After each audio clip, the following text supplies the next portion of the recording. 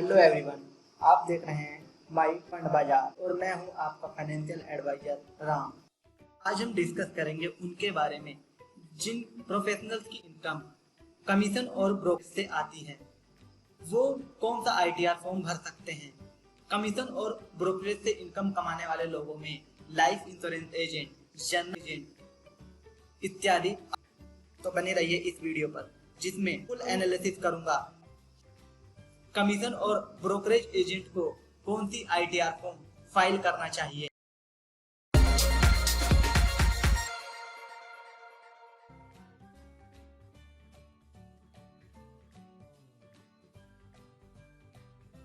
चलिए तो सबसे पहले ये समझ लेते हैं कि आपकी इनकम किस इनकम हेड में आती है। इनकम टैक्स एक्ट के अकॉर्डिंग इनकम के 5 हेड होते हैं। Income from salary, income from house property, income from business and profession, capital gain और इनकम फ्रॉम अदर सोर्सेज।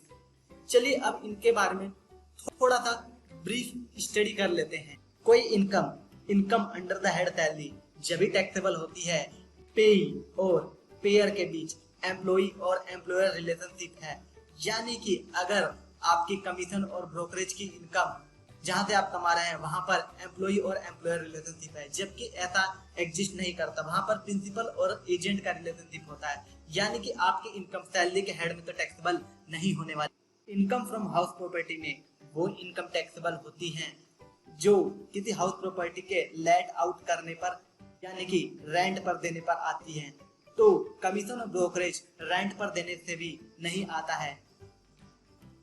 तीसरा हेड है income from capital gain. Income from capital gain कोई capital asset transfer करने पर जो भी आपको गेन यानी कि प्रॉफिट होता है वो टैक्सेबल होता है। यहाँ पर कमीशन और ब्रोकरेज यहाँ पर भी फॉल। आप जानना चाहते हैं कि under the head capital gain में किस तरीके से इनकम टैक्सेबल होती है और क्या क्या हमें एग्जाम्पशन मिल सकती हैं, तो आप मेरा कैपिटल गेन का वीडियो जिसका लिंक मैंने डिस्क्रिप्शन में दे दिया है उसे देख सकते हैं। चौथा हेड है income from business and profession. चलिए अब समझ लेते हैं बिजनेस क्या है और प्रोफेशन क्या है। Business includes any trade, commerce और मैन्युफैक्चरिंग और एनी एडवेंचर और concern in the nature of trade, commerce and manufacturing.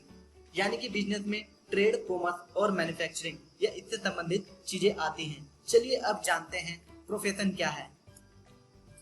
Profession includes Professions means any occupation which requires intellectual or manual skill based on regular learning and experience exercise for earning livelihood। जैसे कि legal consultancy, यानी कि commission और brokerage की income profession में आएगी। यानी कि कमीशन और ब्रोकरेज से होने वाली इनकम को हम प्रॉफिट एंड गेन्स और बिजनेस एंड प्रोफेशन के अंडर द हेड टैक्सेबल करेंगे। पांचवा हेड है इनकम फ्रॉम अदर सोर्सेज।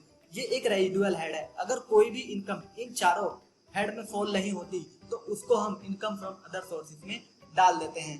जबकि हमने ये जान लिया है कि हमारी income under the head PGBP आती है। चलिए अब डिस्कस करते हैं कौन सी इनकम के लिए या कौन सी इनकम हेड के लिए कौन सा आईटीआर फॉर्म लागू होता है। आईटीआर 1 वो लोग भर सकते हैं जिनकी इनकम 50 लाख से नीचे हो और वो रेजिडेंस इंडिविजुअल हो और ये 50 लाख उनकी सैलरी, पेंशन या एक हाउस प्रॉपर्टी और अदर सोर्सेज की इनकम को मिलाकर होते हैं। यानी कि अगर आपकी income profit and gain from business and profession से है तो आप आईटीआर 1 नहीं भर सकते हैं। चलिए अब जान लेते हैं आईटीआर 2 कौन से लोग फाइल कर सकते हैं।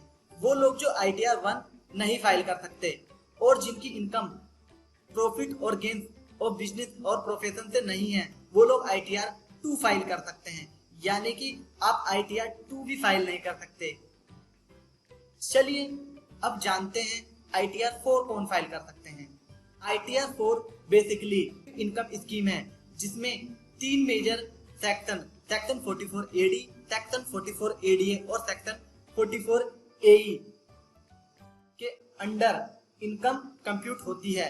जबकि कोई बिजनेस या प्रोफेशन की income speculative business, agency business, commission और ब्रोकरेज से है तो वो ITR 4 नहीं भर सकता, यानी कि आप ITR 4 भी नहीं भर सकते हैं।